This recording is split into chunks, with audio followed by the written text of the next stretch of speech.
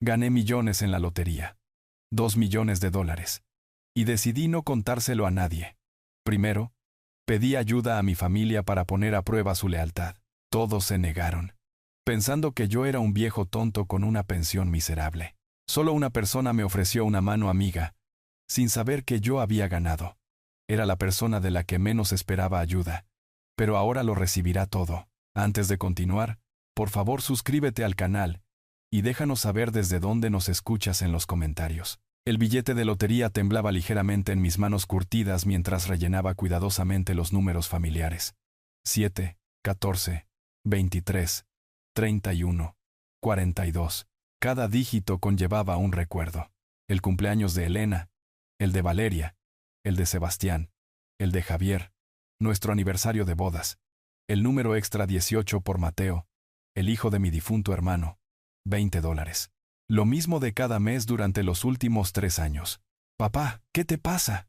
La voz de Valeria cortó el aire otoñal antes incluso de que la puerta de su coche se cerrara de golpe. Doblé el billete con cuidado, deslizándolo en el bolsillo de mi camisa mientras sus tacones resonaban con furia por el camino de entrada mojado. La puerta mosquitera se abrió de golpe sin llamar. Te vi en la tienda de la esquina. Ella se paró en la entrada de mi cocina, con el rímel corrido y el uniforme del salón de belleza arrugado. $20, papá. $20 enteros mientras yo cancelo citas porque no puedo pagar la gasolina. Buenas tardes para ti también, mi amor. Permanecí sentado a la mesa de la cocina, con las manos cruzadas. Ella me arrancó el billete de lotería del bolsillo antes de que pudiera reaccionar. Estos números estúpidos. ¿Crees que vas a ganar? ¿Crees que alguna hada mágica nos va a hacer ricos? Devuélveme eso, Valeria. No. Ella lo agitó sobre su cabeza como evidencia en un tribunal. ¿Sabes que debo $18.50 por los útiles escolares de Sofía y Lucas? $18.50. Pero aquí estás tú, tirando $20 en fantasías. Me levanté lentamente, mis rodillas protestando. Te he dado $3.200 este año. Sebastián recibió $4.800. Javier, $2.100. ¿Quieres que cuente cada factura del supermercado, cada pago de luz, cada reparación de emergencia del coche? Su rostro se puso rojo. Eso es diferente. Eso es familia ayudando a familia. Y este es mi dinero ayudando a mi esperanza. ¿Tu esperanza? Ella rió con amargura. Papá, tienes 68 años. Vives de una pensión y de la seguridad social. Cada dólar cuenta. Cada dólar que gano. Mi voz bajó hasta ser apenas un susurro. Cada dólar que ahorré trabajando turnos dobles en la fábrica mientras ustedes crecían. Cada dólar que decidí no gastar en mí mismo para que pudieran tener ropa decente y almuerzos escolares. Ella apretó el billete con más fuerza.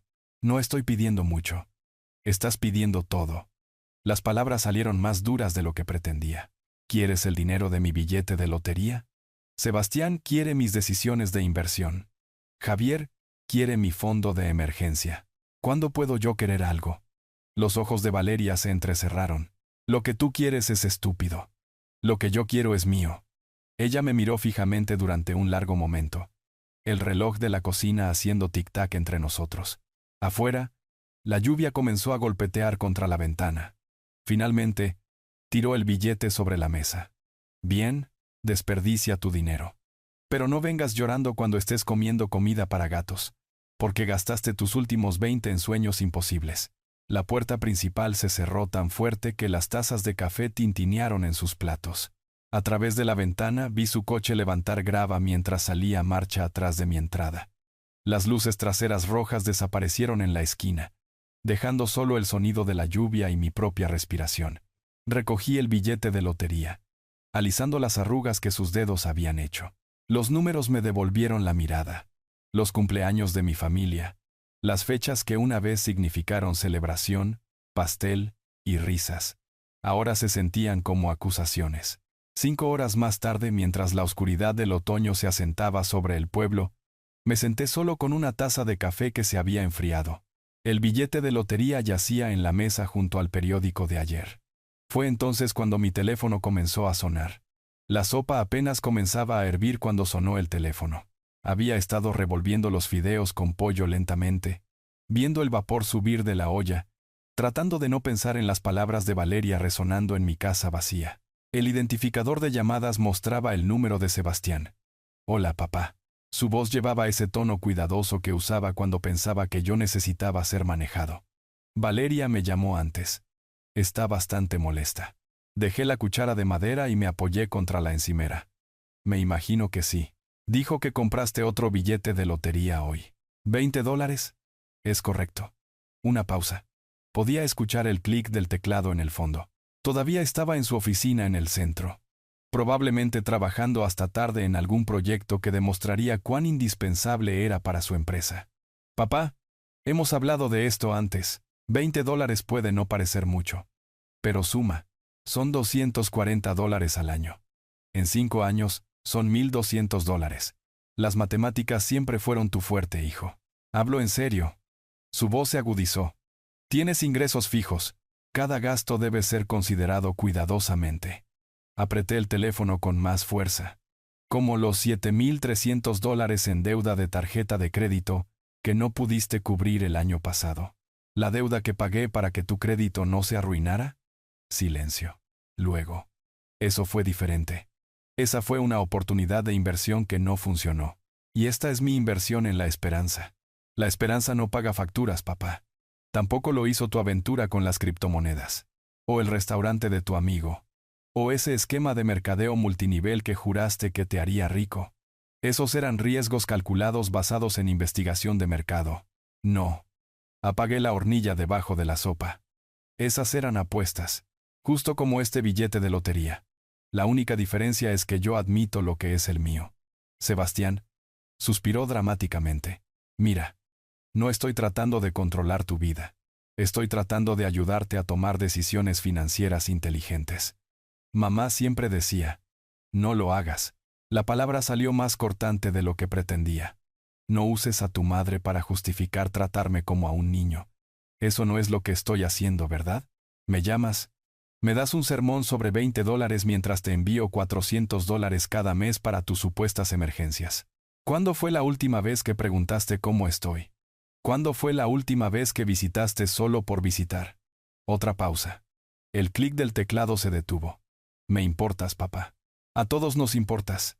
Por eso nos preocupamos cuando te vemos tomando malas decisiones. Malas decisiones. Miré el billete de lotería en mi refrigerador, sostenido allí por un imán con forma de girasol. El favorito de Elena. $20 por la oportunidad de imaginar una vida diferente.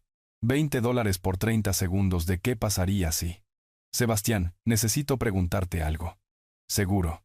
Si ganara esa lotería, realmente la ganara, ¿qué harías? Él se rió. Papá, las probabilidades son como de 20 millones a una. Eso no es lo que pregunté. Una pausa más larga. Cuando habló de nuevo su voz era cautelosa. Me alegraría por ti, por supuesto, y esperaría que fueras inteligente al respecto. Buscar asesoría financiera. Asegurarte de que se invirtiera adecuadamente. Invertido adecuadamente. ¿Por quién? Bueno, yo tengo experiencia con la planificación financiera. Colgué. El tono demarcado zumbó en mi oído por un momento antes de que devolviera el teléfono a su base. La sopa había dejado de hervir. La cocina se sentía más fría de alguna manera, como si todo el calor se hubiera drenado a través de la línea telefónica. Caminé hacia el refrigerador y miré el billete de lotería de nuevo. 7, 14, 23, 31, 42, extra 18. Mi familia. Reducida a números en un pedazo de papel. Números que podrían no significar nada, o podrían significarlo todo.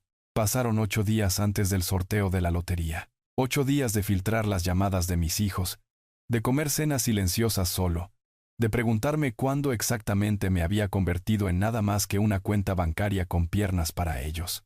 El jueves por la noche me encontró en mi sillón reclinable, con el control remoto de la televisión balanceándose sobre mi rodilla, cambiando de canales sin ningún propósito real.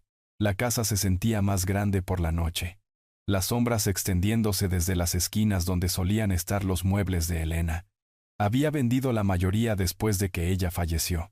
Demasiados recuerdos para que un viejo los cargara solo. El Canal 7 cobró vida justo cuando comenzó la música de la lotería. Lucía Méndez.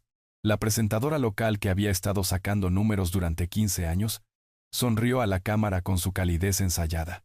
Buenas noches a todos. El premio mayor de esta noche es de $1.000.000. Veamos si tenemos un ganador. Busqué mi taza de café y la encontré vacía. El billete de lotería estaba en mi mesa auxiliar, metido detrás de una fotografía de Elena sosteniendo a la pequeña Valeria. Lo había movido del refrigerador después de la llamada de Sebastián, manteniéndolo más cerca de alguna manera. El primer número de esta noche es 7. Mi mano se congeló a medio camino de la taza de café. Segundo número, 14. Recogí el billete con dedos que de repente se sentían torpes. 7. 14. El cumpleaños de Elena. El cumpleaños de Valeria. El tercer número es 23. El cumpleaños de Sebastián. Sostuve el billete más cerca de la lámpara, comparando los números impresos con los que Lucía Méndez estaba cantando. Esto no podía estar pasando. Cuarto número. 31. El cumpleaños de Javier. Mi corazón martilleaba contra mis costillas como si tratara de escapar. Leí el billete de nuevo. Luego otra vez, seguro de que estaba cometiendo un error. El quinto número de esta noche es 42. Nuestro aniversario de bodas. 1982. 42 años de matrimonio comprimidos en un solo dígito en un trozo de papel que de repente se sentía eléctrico en mis manos. Y el número extra de esta noche, 18. El cumpleaños de Mateo, mi sobrino. El chico que apenas conocía pero amaba de todos modos. El hijo de mi hermano que murió demasiado joven. Había añadido el 18 por impulso hace 3 años, pensando que las familias deberían mantenerse unidas incluso en los billetes de lotería. Lucía Méndez estaba diciendo algo sobre verificar los números cuidadosamente, sobre los procedimientos de reclamo, sobre cómo los ganadores tenían 180 días para presentarse, pero su voz sonaba como si viniera de debajo del agua. Me puse de pie demasiado rápido y casi dejé caer el billete. $1.000.000. Caminé hacia la cocina con piernas inestables y extendí el billete plano sobre la encimera bajo la brillante luz del techo. 7, 14, 23, 31, 42, extra 18. Los números me devolvieron la mirada, inocentes como la lluvia. Había elegido estos números porque significaban familia, cumpleaños y aniversarios, las fechas que marcaban nuestras vidas juntos. Elena se habría reído de la ironía. La familia que había pasado 2 días esta semana diciéndome que era estúpido por comprar billetes de lotería, acababa de hacerme millonario. $700.000 después de impuestos según la televisión, más dinero del que había ganado en los últimos 10 años combinados, más dinero del que mi padre había visto en toda su vida trabajando en las minas de carbón. Pero mientras estaba allí parado en mi cocina sosteniendo un pedazo de papel de $1.000.000, no estaba pensando en el dinero. Estaba pensando en Valeria arrebatando este billete de mi bolsillo, llamando estúpida a mi esperanza. Estaba pensando en el sermón de Sebastián sobre las malas decisiones financieras. Estaba pensando en lo rápido que habían calculado lo que les debía, pero nunca lo que ellos me debían a mí. El billete se sentía más pesado ahora, cargado de posibilidad y venganza en igual medida. Caminé a mi habitación y abrí la pequeña caja fuerte donde guardaba las joyas de Elena y nuestros documentos importantes. El billete de lotería se deslizó dentro junto a su anillo de bodas y la escritura de la casa. Antes de cerrar la puerta, lo miré una vez más. Mañana llamaría a mis hijos. Mañana los invitaría a cenar a El Ancla Oxidada, nuestro viejo restaurante familiar. Y mañana descubriría quiénes eran realmente cuando pensaran que no había nada más que ganar de mí.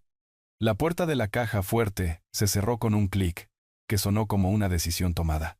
La luz del sol de la mañana entraba sesgada por la ventana de mi habitación mientras marcaba la combinación en la vieja caja fuerte de joyas de Elena. 3 vueltas a la derecha, 2 a la izquierda, 1 a la derecha. El billete de lotería yacía donde lo había colocado hacía 12 horas junto a su anillo de compromiso y nuestro certificado de matrimonio. $1.000.000 reducido a un trozo de papel más pequeño que una tarjeta de presentación. Esparcí mis documentos sobre la mesa de la cocina como un general planeando una campaña. Licencia de conducir, tarjeta de seguro social, el formulario de reclamo de lotería que había impreso de su sitio web a las 6 de la mañana. Todo lo necesario para hacer esto real, para transformar esos números en dinero real depositado en mi cuenta bancaria. El viaje a la oficina de correos tomó 15 minutos a través de las calles tranquilas del pueblo. Las hojas de arce alfombraban las aceras en oro y carmesí, y el aire de la mañana llevaba ese mordisco agudo del otoño que hacía que todo pareciera posible. Estacioné entre una camioneta oxidada y el vehículo deportivo utilitario de una madre. Luego entré con mi sobre Manila bajo el brazo. Correo certificado. La empleada postal, una mujer de mi edad con cabello canoso y ojos amables, pesó mi sobre en su balanza digital. $8.50 con acuse de recibo. Está bien. Le entregué un billete de $10 y la vi pegar la etiqueta verde que rastrearía el viaje de mi billete de lotería hacia la capital. ¿Cuánto tiempo para la entrega? 2 días hábiles. Usualmente. Documentos importantes. Se podría decir que sí. De vuelta en casa, me senté a la mesa de mi cocina con el teléfono frente a mí como un arma que me preparaba para usar. 3 números escritos en un bloc de notas. 3 hijos que necesitaban aprender exactamente qué tipo de personas eran realmente. Valeria contestó al segundo timbrazo, su voz aguda con la irritación de la mañana. Papá, estoy entre clientes. ¿Qué pasa? No pasa nada, mi amor. Quería invitarte a cenar el sábado por la noche. A toda la familia. Una pausa. Ruido de fondo del salón. Secadores de pelo. Conversación. La música pop que ponían para mantener a los clientes entretenidos. ¿Cena? ¿En tu casa? ¿En el ancla oxidada? Yo invito. Si tú pagas, entonces ¿por qué no? Su tono cambió inmediatamente. Calidez transaccional reemplazando la molestia. ¿Puedo llevar a los niños? Sofía tiene práctica de fútbol a las 4. Pero podríamos llegar a las 6. Tráelos. Haré reservaciones para 7 personas. ¿7? ¿Quién más viene? Tus hermanos. La esposa de Sebastián. Una reunión familiar. Ella rió, pero sin humor. ¿Cuándo fue la última vez que cenamos todos juntos? El funeral de mamá. Los comentarios dolieron más de lo que ella probablemente pretendía. El funeral de Elena había sido hace 2 años. Y sí, esa podría haber sido la última vez que todos mis hijos se sentaron a la misma mesa. Sábado, 6 de la tarde. No llegues tarde. Colgué antes de que pudiera hacer más preguntas e inmediatamente marqué el número de la oficina de Sebastián. Consultores Whittaker y Asociados. La voz profesional de su secretaria. Sebastián Whittaker. Por favor. Habla su padre. Una breve espera. Luego el tono cuidadosamente modulado de Sebastián. ¿Papá? ¿Está todo bien? Nunca llamas a la oficina. Llamo para invitarte a cenar el sábado. El ancla oxidada. 6 de la tarde. Cena familiar. El silencio se extendió entre nosotros. Casi podía escucharlo calculando ángulos, buscando significados ocultos. ¿Cuál es la ocasión, papá? Esto no es propio de ti. ¿No puede un padre invitar a su familia a cenar? Por supuesto, pero... Otra pausa. Esto es sobre lo del billete de lotería. ¿Estás tratando de probar algún punto sobre la unidad familiar? La pregunta reveló más sobre su mentalidad de lo que probablemente se daba cuenta. Todo era un debate para ganar. Un punto para anotar. Estoy tratando de cenar con mis hijos. ¿Vendrás o no? Estaremos allí. Pero papá, si esto es algún tipo de intervención sobre tus hábitos de gasto. 6 de la tarde, Sebastián. No me des sermones sobre mis hábitos hasta que hayas pagado tus propias deudas. Colgué más fuerte de lo necesario e inmediatamente marqué el número de Javier. Sonó 5 veces antes de que su voz aturdida respondiera.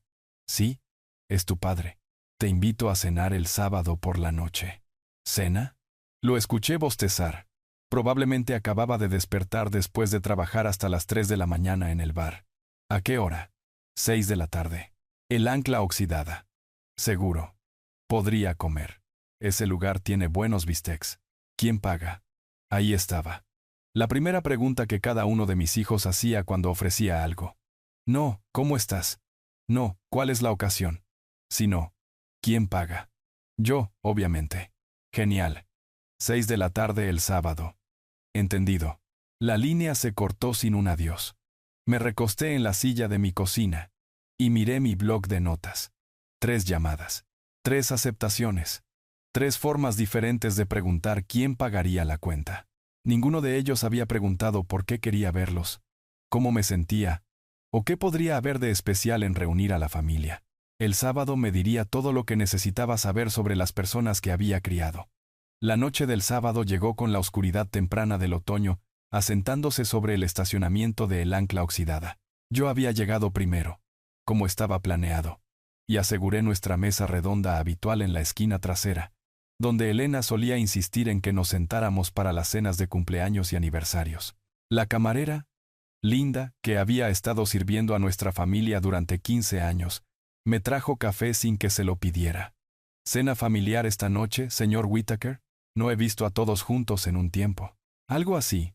Me posicioné con la espalda hacia la pared, donde podía observar cada llegada, cada interacción, cada detalle revelador sobre quiénes eran realmente mis hijos. Valeria entró a las 6:15, sus 2 hijos arrastrándose detrás como satélites reacios. Sofía, de 12 años, tenía los auriculares puestos y nunca levantó la vista de su teléfono. Lucas, de 9 años, preguntó inmediatamente si el restaurante tenía Wi-Fi. Ninguno de los niños reconoció mi existencia hasta que Valeria les dio un codazo. «Digan hola al abuelo». «Hola», murmuraron al unísono, ya escaneando en busca de sillas vacías lejos de mí. Sebastián y Camila llegaron precisamente a las 6:20. Su puntualidad tan calculada como todo lo demás en su vida. Camila ofreció una sonrisa genuina y apretó mi hombro. Ella era la única que parecía feliz de verme. Sebastián examinó la disposición de la mesa como un jugador de ajedrez, calculando su próximo movimiento. Javier entró tranquilamente a las 6:35, con el cabello aún húmedo por una ducha rápida, vistiendo la misma chaqueta de cuero que había tenido desde la universidad. Se dejó caer en su silla con fácil familiaridad e inmediatamente le hizo señas a Linda para una cerveza. Perdón por llegar tarde, el tráfico era mortal. No había habido tráfico en el pueblo en una noche de sábado desde que cerró la fábrica. Pero nadie desafió la mentira. Linda tomó nuestros pedidos de bebidas, y vi a mi familia acomodarse en sus patrones familiares. Valeria abrió inmediatamente su menú en la sección de precios más bajos. Sebastián estudió la lista de vinos como si estuviera revisando un prospecto financiero. Javier pidió el bistec más caro sin mirar los precios. Entonces, papá, comenzó Valeria antes de que siquiera hubiéramos pedido los aperitivos, sobre los gastos escolares de los niños que discutimos. Pidamos primero, interrumpí. Pero ella siguió adelante. Lucas necesita zapatos de fútbol nuevos. Y el proyecto de ciencias de Sofía requiere materiales que simplemente no puedo costear ahora, con el salón estando lento y el invierno llegando. Mamá, ¿podemos pedir postre? Sofía intervino sin levantar la vista de su pantalla. Si el abuelo paga, respondió Valeria automáticamente. Sebastián se aclaró la garganta con la autoridad de alguien acostumbrado a comandar atención. En realidad, papá, Camila y yo hemos estado discutiendo tu situación financiera. Esos billetes de lotería son tirar el dinero. Podría duplicar tus ahorros en el mercado de valores en 6 meses. Aquí vamos, murmuró Javier, dando un largo trago a su cerveza. Consejos de inversión del tipo que perdió $7,000 en criptomonedas. Ese fue un riesgo calculado basado en investigación de mercado, respondió Sebastián, a diferencia de apostar en números de lotería. Confía en mí. Sé sobre apuestas, dijo Javier con autoridad casual. Pasé 3 años aprendiendo señales de póker y cálculos de probabilidad. La casa siempre gana, papá. Siempre. Camila trató de mediar. Quizás podríamos simplemente disfrutar la cena sin hablar de la mala toma de decisiones de papá. La voz de Valeria llevaba el filo de alguien que había estado guardando quejas durante semanas. Mientras él compra billetes de lotería, yo estoy eligiendo entre comestibles y dinero para gasolina. Lucas levantó la vista de su tableta el tiempo suficiente para preguntar: ¿podemos irnos a casa ya? Esto es aburrido. Bebí mi café y los vi destrozar mis elecciones de vida con la eficiencia de buitres limpiando un cadáver. Cada preocupación era financiera. Cada sugerencia implicaba que mi dinero fuera redirigido a sus necesidades. Cada crítica asumía que yo era demasiado viejo, demasiado tonto, demasiado fuera de contacto para manejar mis propios asuntos. Llegaron los platos principales, y la conversación cambió a quejas sobre sus trabajos, sus deudas, su necesidad interminable de ayuda que de alguna manera siempre se remontaba a mi billetera. Javier mencionó problemas con el alquiler. Sebastián insinuó oportunidades de expansión de negocios que requerían capital. Valeria calculó en voz alta cuánto costaría la Navidad de sus hijos. Ni una sola vez alguien preguntó por mi salud, mi soledad, mis recuerdos de su madre. Ni una sola vez alguien me agradeció por los miles de dólares que les había dado durante el último año. Hablaban de mí como si estuviera ausente, debatiendo mi competencia y mis recursos, como si no pudiera escuchar cada palabra. Cuando Linda trajo la cuenta, saqué mi tarjeta de crédito con manos que se sentían más firmes de lo que habían estado en meses. Mis hijos observaron con la atención enfocada de auditores revisando informes de gastos. «Gracias por la cena, papá», dijo Valeria, ya recogiendo su bolso y a los niños. «Piensa en lo que dije sobre los gastos escolares y mi propuesta de inversión», agregó Sebastián. «Te enviaré algunos materiales de investigación». Javier solo asintió y se dirigió a la puerta, probablemente tarde para su turno nocturno. Me senté solo en la mesa después de que todos se hubieran dispersado hacia sus coches, rodeado de platos vacíos y el aroma persistente del perfume de Camila. Ella había sido la única en abrazarme para despedirse. El restaurante continuó su ritmo de sábado por la noche a mi alrededor. Otras familias riendo y hablando, abuelos jugando con nietos que realmente reconocían su existencia. Linda se acercó con la cafetera. «¿Relleno, señor Whittaker?» «No, gracias. Creo que he aprendido todo lo que necesito saber esta noche». El domingo por la mañana trajo claridad con el amanecer de otoño entrando por las ventanas de mi cocina. El domingo por la mañana trajo claridad con el amanecer de otoño entrando por las ventanas de mi cocina. Me senté a mi mesa con una taza de café fresco, un cuaderno en blanco, y la certeza absoluta de que mis hijos habían fallado su primera prueba sin siquiera saber que estaban siendo evaluados. La cena de anoche había confirmado lo que las llamadas del jueves habían sugerido. Mis 3 hijos me veían como nada más que una cuenta bancaria conveniente con privilegios de retiro ocasionales. Las únicas emociones que mostraron fueron frustración ante mi renuencia a entregar dinero y molestia por tener que pedirlo indirectamente.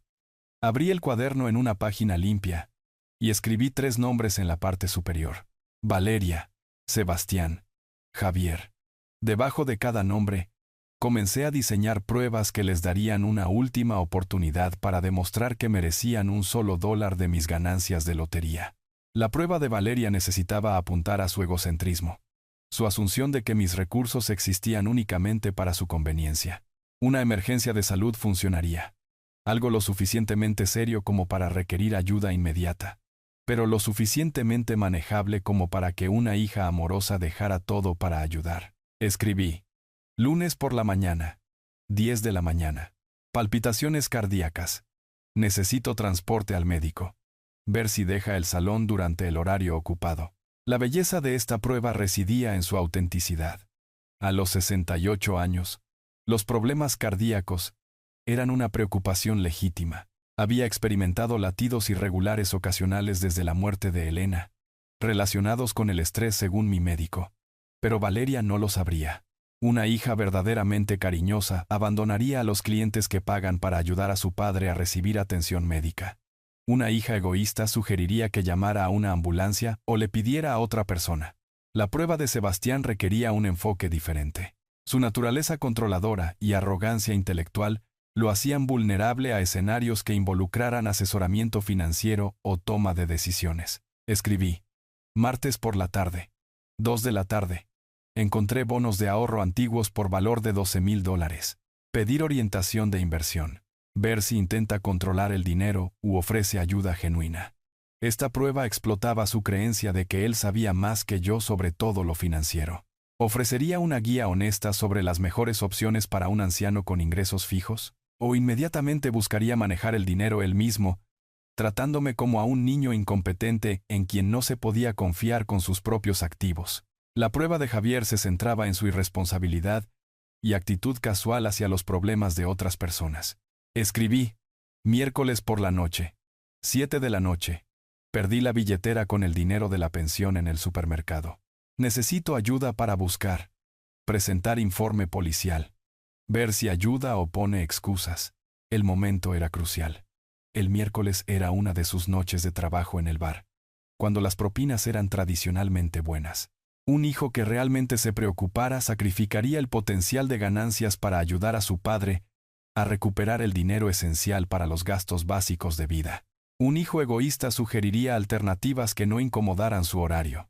Cada prueba fue diseñada para parecer urgente pero manejable, seria pero no catastrófica. Más importante aún, cada prueba apuntaba al defecto de carácter específico que había sido más evidente durante nuestra cena de anoche. Tendrían oportunidades para demostrar que estaba equivocado, para demostrar el amor y el respeto que esperaba ver durante 68 años. Hice notas detalladas sobre lo que constituía pasar versus fallar cada prueba. Pasar requería preocupación inmediata por mi bienestar, voluntad de sacrificar su propia conveniencia y cuidado genuino por mi situación en lugar de cálculos sobre lo que podría costarles. Fallar significaba priorizar sus propias necesidades, sugerir alternativas que evitaran inconvenientes personales, o tratar mis problemas como cargas que no podían molestarse en asumir. El café se enfrió mientras refinaba los detalles. Cada prueba necesitaba sentirse auténtica, lo suficientemente desesperada como para requerir una respuesta inmediata, pero lo suficientemente creíble como para que no sospecharan manipulación. Mi edad y circunstancias hacían plausibles los 3 escenarios. Las personas mayores tenían emergencias médicas, descubrían instrumentos financieros olvidados y perdían artículos importantes regularmente. Si los 3 hijos fallaban sus pruebas, contactaría a Mateo en 2 semanas. Mi sobrino había llamado 2 veces desde el funeral de Elena, no pidiendo nada, solo verificando mi bienestar. Vivía a 4 horas de distancia y tenía su propia vida, pero había mostrado más preocupación genuina por mi felicidad de la que mis propios hijos habían mostrado en años. El billete de lotería estaba en mi caja fuerte, representando $700,000 después de impuestos. Suficiente dinero para cambiar la vida de alguien dramáticamente, para proporcionar seguridad, oportunidad y libertad de preocupaciones financieras. Merecía ir a alguien que apreciara su valor, no solo en términos monetarios, sino en términos del amor y sacrificio que lo había acumulado a lo largo de una vida de trabajo duro. Cerré el cuaderno y miré el reloj de la cocina. 9:30 de la mañana. Valeria estaría preparándose para su día más ocupado de la semana, programando citas y mezclando químicos para el cabello, y chismeando con los clientes sobre sus aventuras de fin de semana. En 30 minutos, la llamaría con dolores en el pecho y falta de aliento, y descubriría si había criado a una hija, o simplemente financiado la crianza de una extraña que resultaba compartir mi ADN. El teléfono se sintió más pesado de lo habitual cuando lo levanté y marqué el número de su salón. Hora de comenzar el examen final del carácter de mi familia. El lunes por la mañana llegó con el peso de la resolución. Me senté a la mesa de mi cocina, con el cuaderno abierto en la primera prueba, mi mano flotando sobre el teléfono como un cirujano preparándose para una operación delicada. Los números en el billete de lotería, ahora memorizados, parecían burlarse de mí desde su escondite en la caja fuerte. $1,000,000 esperando a alguien digno de recibirlo. Exactamente a las 10:30. Marqué al salón de Valeria. Toque de glamour, habla Valeria. Su voz llevaba la eficiencia ocupada de alguien haciendo malabarismos con múltiples clientes. Valeria, cariño, dejé que mi voz se quebrara ligeramente, añadiendo un silbido que no era completamente artificial. Necesito ayuda. Tengo dolores en el pecho y falta de aire.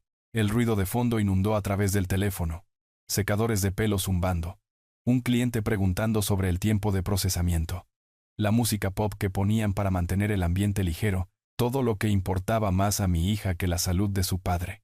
¿Papá?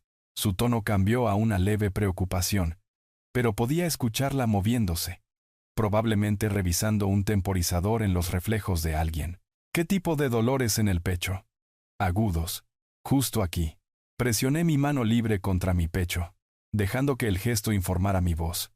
El doctor Pérez quiere que vaya a la capital inmediatamente. Especialista del corazón. ¿A la capital? Papá, eso es como 1 hora de viaje. ¿No puedes ver a alguien local? La pregunta reveló todo lo que necesitaba saber sobre sus prioridades, pero seguí adelante con el guión. Pérez dice que es urgente. Podría ser serio. El problema es que no puedo conducir sintiéndome así. Necesito $30 para la tarifa del taxi. Una pausa. El ruido del secador de pelo se hizo más fuerte, luego más suave mientras ella se movía por el salón. Papá, estoy justo en medio del tinte de la señora García. Se está haciendo reflejos para la boda de su hija, y si arruino el tiempo, Valeria, podría estar teniendo un ataque al corazón. ¿No puede llevarte Sebastián? ¿O llamar a una ambulancia?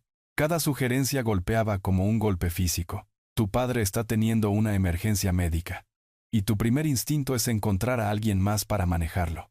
Apreté el teléfono con más fuerza, manteniendo el tono sin aliento. Sebastián está en el trabajo. La ambulancia cuesta $300. Solo necesito 30 para un taxi. Papá, realmente no puedo irme ahora. La señora García es quien mejor propina nos da. Y me solicitó específicamente. Tal vez podrías. Se detuvo a mitad de la frase. Y la escuché hablando con alguien más. Sí, señora García. Otros 10 minutos en el temporizador. Cuando volvió a nuestra conversación, su voz llevaba una energía diferente. En realidad, ya que estamos hablando, ¿podrías prestarme $80?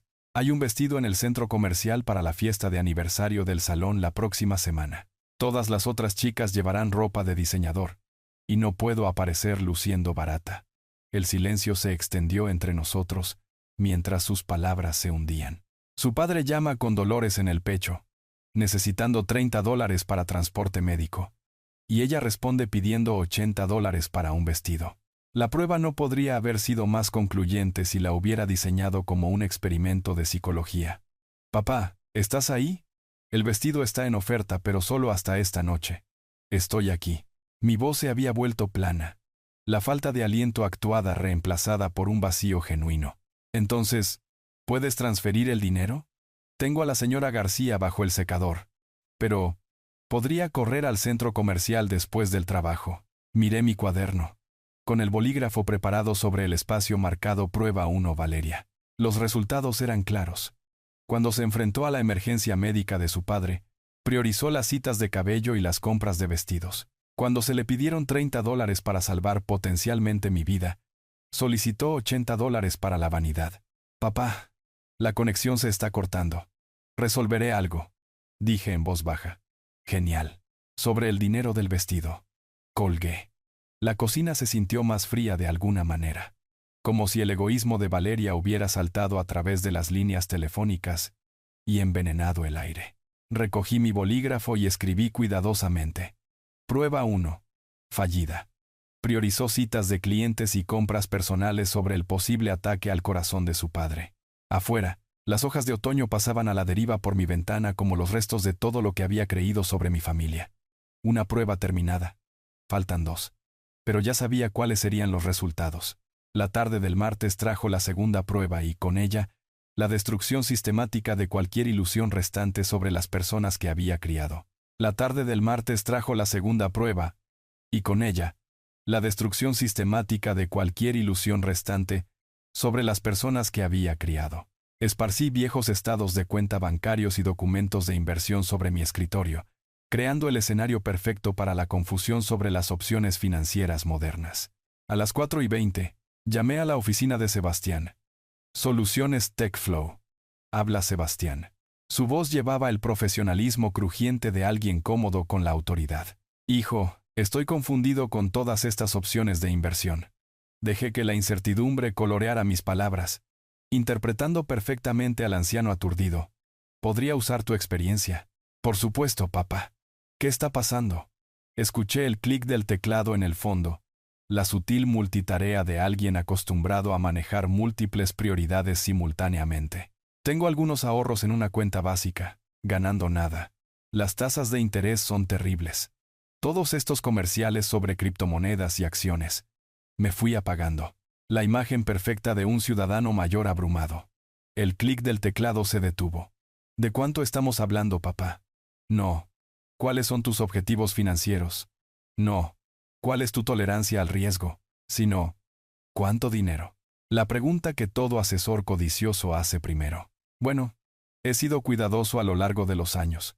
Ahorré un poco aquí y allá. Lo mantuve deliberadamente vago, observando cómo su interés aumentaría con la oportunidad percibida. Papá, necesito detalles para ayudarte adecuadamente. ¿Estamos hablando de miles? ¿10,000? ¿Más? Posiblemente más. Prácticamente podía escuchar su calculadora mental girando. Por eso necesito consejo. Estos sitios web de inversión son confusos. Escucha, papá. Su voz cambió al modo conferencia. el tono que usaba cuando explicaba tecnología a personas que consideraba intelectualmente inferiores. Las cuentas de ahorro básicas son un suicidio financiero. La inflación se come tu poder adquisitivo diariamente. Lo sé, hijo. Por eso te llamé. Esto es lo que haremos.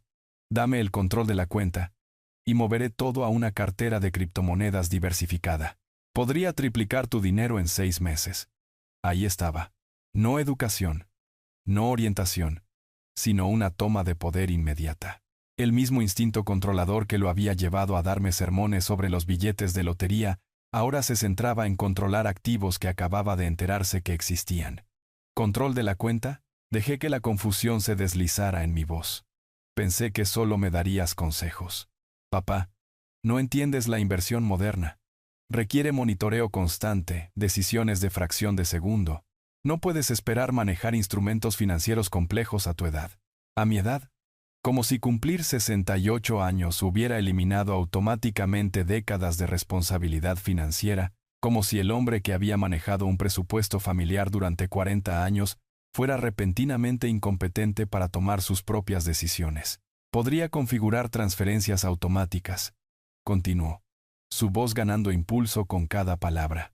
Poder notarial para decisiones de inversión. Todavía tendrías acceso a dinero para gastos, pero los activos reales serían manejados adecuadamente.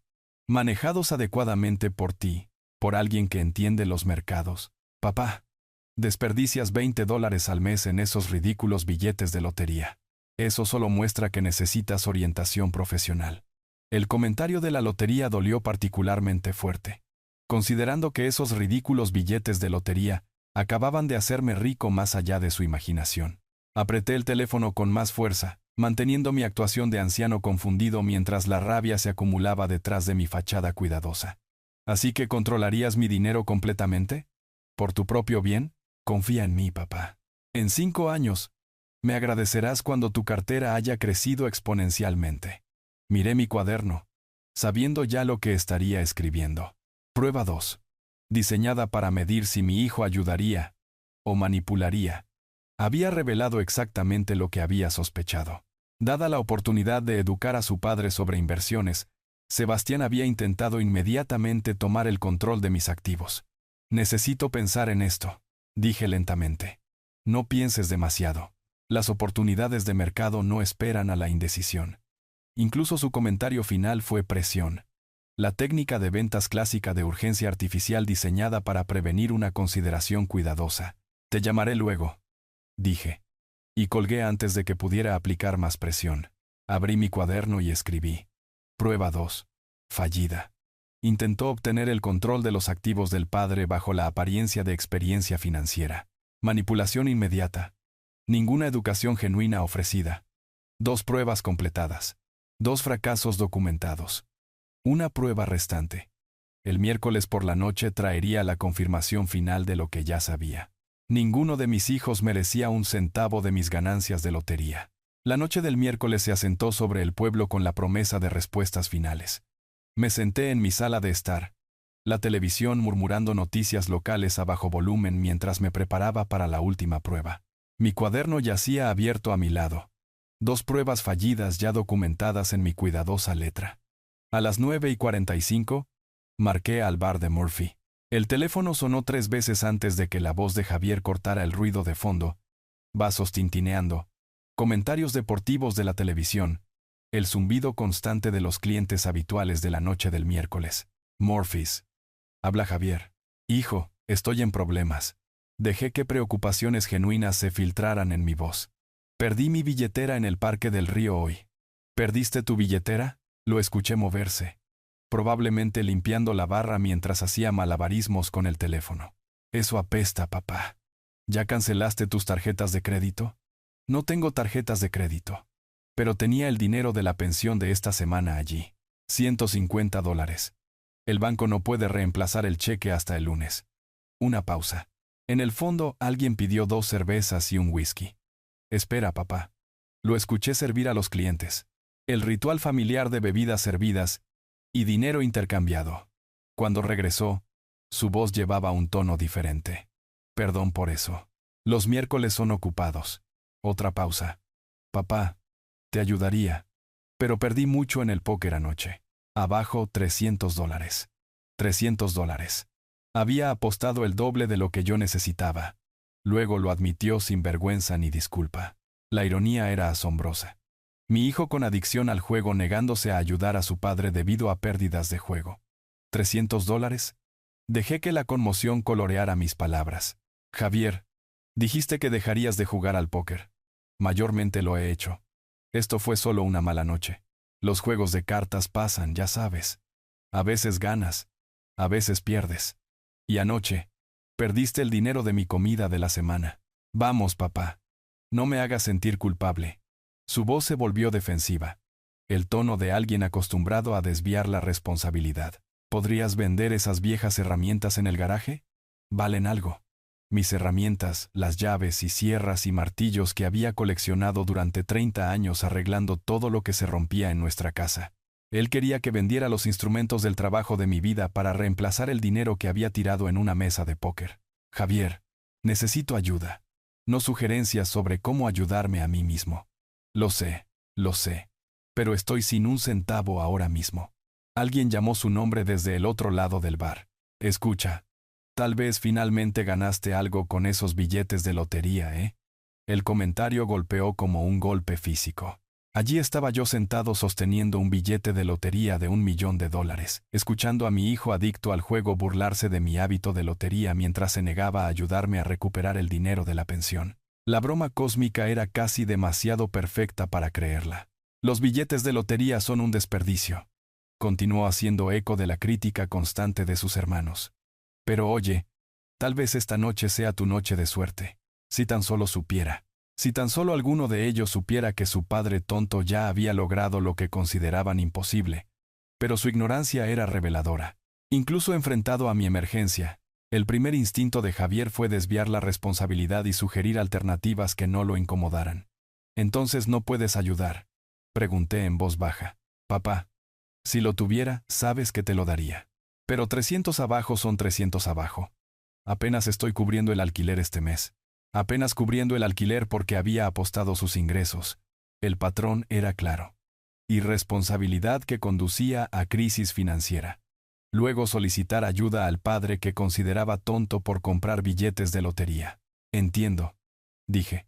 Aunque entender y aceptar eran cosas completamente diferentes. Tal vez, pídele a Sebastián. Él tiene ese dinero de tecnología. Pasar la responsabilidad a otra persona. Nunca aceptar responsabilidad por tus propias elecciones. Nunca sacrificarse por la familia cuando el sacrificio podría ser inconveniente. Resolveré algo, dije. Lo siento, papá. De verdad. Si mi suerte cambia esta noche, te llamaré. Colgó para servir a otro cliente, regresando a su noche de ganar dinero que probablemente perdería en el próximo juego de póker. Cerré mi cuaderno lentamente. La prueba final completa. 3 hijos. 3 oportunidades para demostrar amor sobre interés propio. 3 fracasos espectaculares. Cada prueba había sido diseñada para requerir un sacrificio mínimo. $30, un consejo honesto, o $150 prestados. Ninguno de ellos había pasado. Pero sabía de alguien que lo haría. El número de teléfono de Mateo estaba al final de mi lista de contactos, agregado hace 2 años después del funeral de Elena. Mañana, llamaría a mi sobrino y descubriría cómo se veía la verdadera lealtad familiar. La tarde del jueves, se asentó sobre mi casa vacía. Me senté en mi sillón reclinable. El cuaderno que contenía 3 fracasos documentados cerrado en mi regazo, mirando la chimenea donde Elena y yo solíamos sentarnos en noches de otoño como esta. El silencio se sentía más pesado de lo habitual, cargado con el conocimiento de que había criado a 3 extraños que resultaban compartir mi sangre. El teléfono sonó a las 7:30, cortando mi melancolía como un salvavidas inesperado. «Tío Héctor». La voz de Mateo llevaba una calidez que no había escuchado de la familia en semanas. El entusiasmo en esas 2 palabras hizo que algo se apretara en mi pecho. «Hijo de Tomás, qué bueno escucharte. Mamá mencionó algo de estrés familiar cuando la llamé el fin de semana pasado. Dijo que Valeria y los chicos han estado, bueno, exigentes últimamente. ¿Estás bien?». Presioné el teléfono más cerca de mi oreja, impresionado por la preocupación genuina en su voz. Cuando alguno de mis hijos había preguntado Si estaba bien sin establecer primero lo que necesitaban de mí. Me las estoy arreglando. Ya sabes cómo es con la familia. Lo sé, en realidad. Por eso llamo.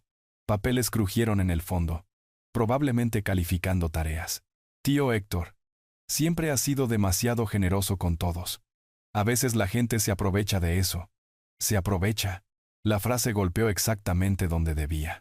3 pruebas fallidas habían demostrado que eso es precisamente lo que mis hijos habían estado haciendo durante años. Podrías tener razón en eso, Mateo. Mira, sé que no es mi lugar y estoy muy lejos aquí en la otra ciudad. Pero si necesitas algo, dinero, ayuda en la casa, solo compañía, estoy aquí. Podría conducir hasta allá este fin de semana. Miré el cuaderno cerrado, luego el teléfono en mi mano. Mateo estaba ofreciendo ayuda sin que se lo pidieran, sin saber si había algo para él, sin calcular lo que podría costarle. Todo lo que mis propios hijos no habían hecho. Eso es muy amable de tu parte, hijo. No es amabilidad. Es familia. Familia real. Su voz llevaba una convicción que me recordaba a su padre, mi hermano Tomás. Tío Héctor, siempre te he admirado.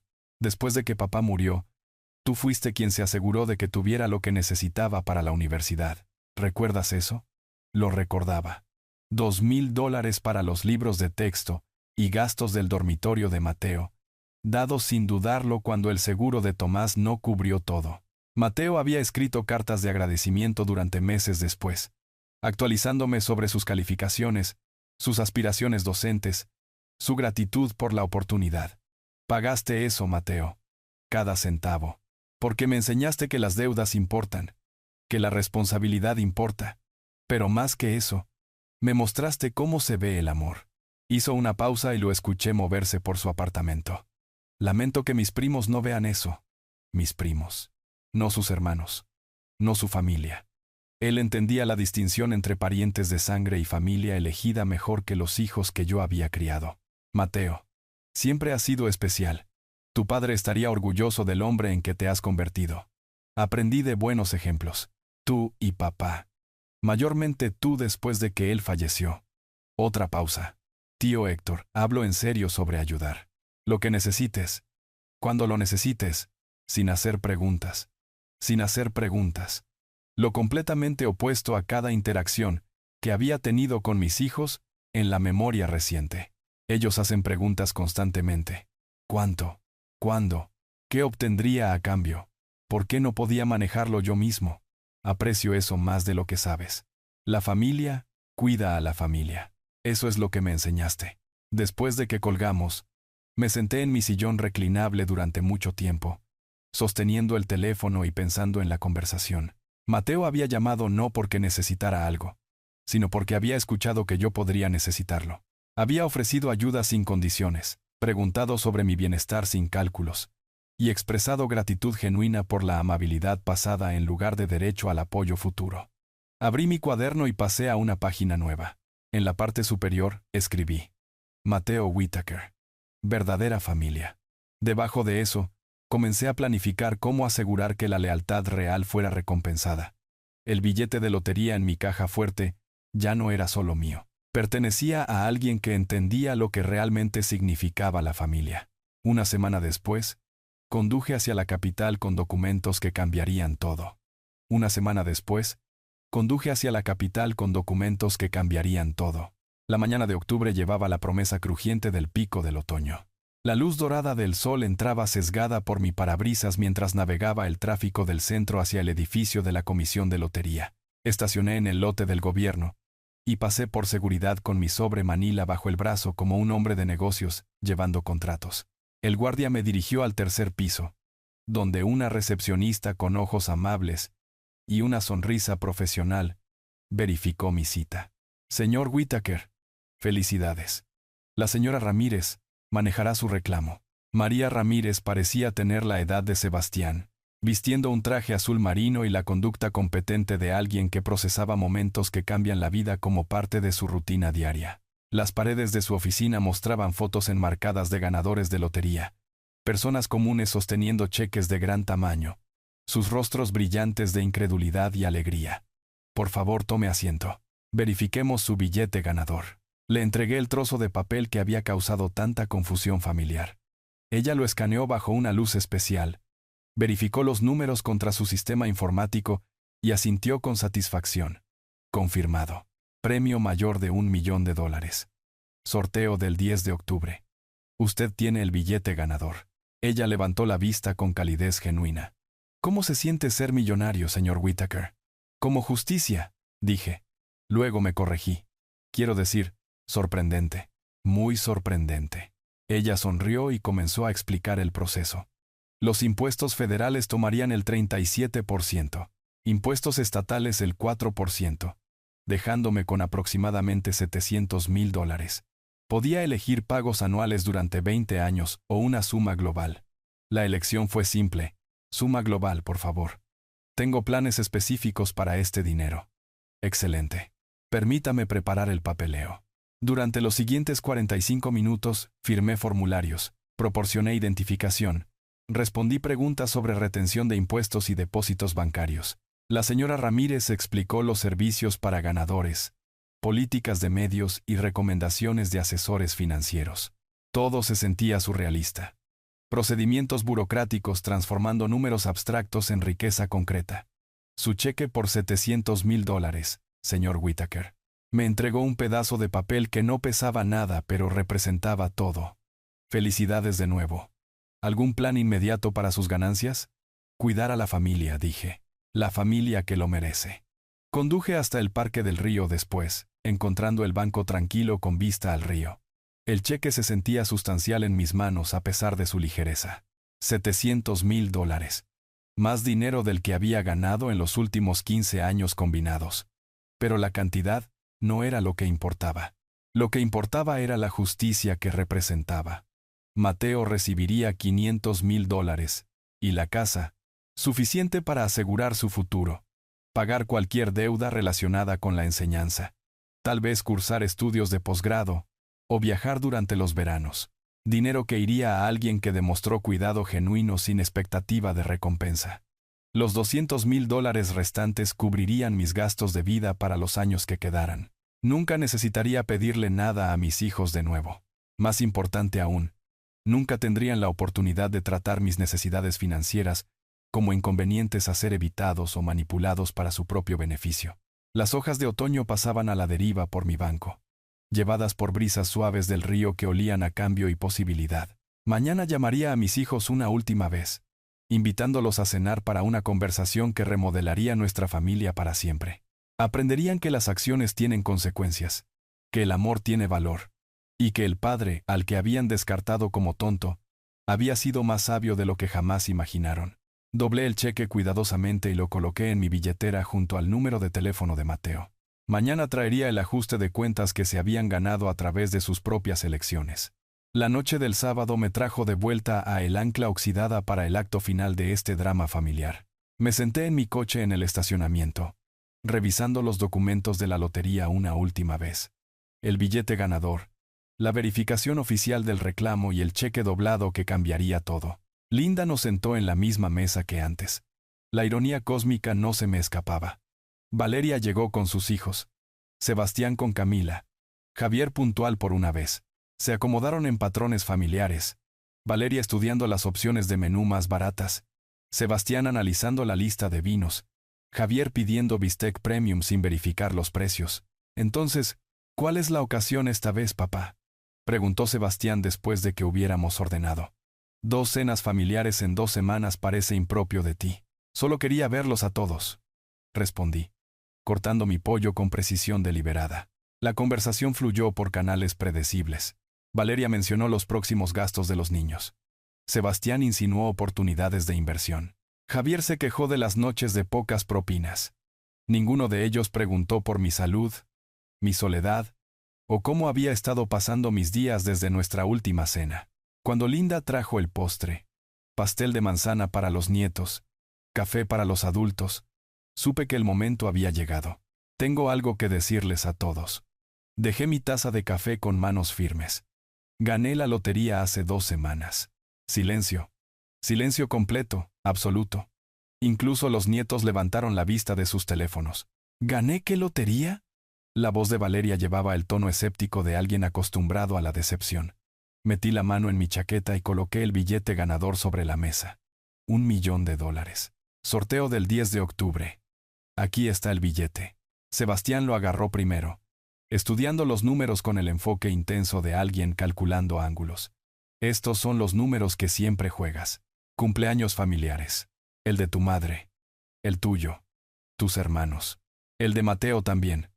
$1.000.000. La voz de Javier se quebró ligeramente. Papá, ¿hablas en serio? Saqué la verificación de la comisión de lotería y el cheque, extendiéndolo sobre la mesa como evidencia en un juicio. $700.000 después de impuestos. Justo aquí. La transformación fue inmediata y predecible. Los ojos de Valeria se llenaron de lágrimas, no de alegría por mi buena fortuna, sino de cálculo desesperado. Sebastián se inclinó hacia adelante con la postura agresiva de alguien preparándose para hacerse cargo. Javier miró el cheque con la atención enfocada de un jugador viendo su salvación. Papá, esto es increíble. Valeria se estiró a través de la mesa como para tocar los documentos. Necesitamos ser inteligentes con esto. Los fondos universitarios de los niños. Mi hipoteca. En realidad, interrumpió Sebastián, la prioridad debería ser una estrategia de inversión adecuada. Papá, necesitarás gestión financiera profesional. Esperen, dije en voz baja, y algo en mi tono los hizo dejar de hablar a ambos. Antes de que alguien empiece a planear cómo gastar mi dinero, déjenme contarles sobre las últimas 2 semanas. Miré a cada uno de ellos a su vez. Los puse a prueba, a los 3. La confusión parpadeó en sus rostros. Valeria, lunes 14. Llamé con dolores en el pecho. Necesitaba $30 para un taxi para ver a un especialista del corazón. Estabas demasiado ocupada con reflejos para ayudar, pero me pediste $80 para un vestido. Su rostro se puso pálido. Papá. Yo. Sebastián. Martes 15. Pedí consejo de inversión sobre algunos ahorros. En lugar de ayudar, inmediatamente trataste de tomar el control de mi dinero. Eso fue orientación profesional. Javier. Miércoles 16. Perdí mi billetera con el dinero de la pensión. No pudiste ayudar porque habías perdido $300 apostando. La boca de Javier se abrió, luego se cerró sin sonido. Cada uno de ustedes falló una prueba simple. Cuando su padre necesitó ayuda, priorizaron sus propios intereses. Cuando pedí pequeñas cantidades, o se negaron o trataron de manipular la situación para su propio beneficio. El restaurante continuó su ritmo de sábado por la noche a nuestro alrededor, otras familias disfrutando cenas normales mientras la nuestra implosionaba con la fuerza de la verdad acumulada. Pero Mateo, continué, y vi sus rostros cambiar ante la mención de su primo. Mateo llamó el jueves por la noche, sin agenda, sin peticiones, solo verificando mi bienestar porque había escuchado sobre el estrés familiar. Ofreció ayuda sin que se lo pidieran. Dinero, tiempo, compañía, lo que necesitara. ¿Y qué? La voz de Valeria se volvió aguda con desesperación. Él ni siquiera es tu hijo. No, pero él entiende lo que significa la familia. Familia real. Me puse de pie lentamente. Mi decisión cristalizó en acción. Mateo recibirá $500.000 y la casa. Se lo ha ganado a través de cuidado y respeto genuinos. La explosión fue inmediata. Valeria comenzó a llorar. Lágrimas reales esta vez, mezcladas con rabia y desesperación. Sebastián comenzó a calcular desafíos legales, su voz elevándose con indignación sobre la injusticia y la manipulación. Javier solo miró a la mesa, el entendimiento finalmente asentándose sobre sus rasgos como una tormenta que se mueve lentamente. Papá, no puedes hablar en serio. Valeria sollozó. Somos tus hijos. Hijos que me trataron como una cuenta bancaria con piernas. Hijos que criticaron mis billetes de lotería mientras planeaban cómo gastar mis ganancias. Saqué mi billetera y coloqué el cambio exacto sobre la mesa para mi porción de la cena. Mateo nunca pidió nada. Por eso se merece todo. Camila, quien había permanecido en silencio durante toda la revelación, tocó mi brazo suavemente. Señor Whittaker, entiendo que esté herido, pero tal vez, Camila, eres una buena mujer. Lamento que estés casada con alguien que ve a su padre como un recurso financiero en lugar de una persona. Caminé hacia la salida del restaurante sin mirar atrás. sus voces elevándose detrás de mí en un coro de protestas, acusaciones y regateos desesperados. El aire de otoño se sentía limpio después de la atmósfera sofocante de la decepción familiar. En mi coche, saqué mi teléfono y busqué el número de Mateo. Hora de llamar a mi verdadero heredero y compartir noticias que cambiarían su vida para siempre. La justicia, resultó, se sentía exactamente como alejarse de personas que nunca habían merecido tu amor en primer lugar. Si te gustó esta historia, por favor dale me gusta a este video. Suscríbete al canal y comparte tus impresiones de esta historia en los comentarios. Para escuchar la siguiente historia, haz clic en el cuadro de la izquierda. Gracias por ver.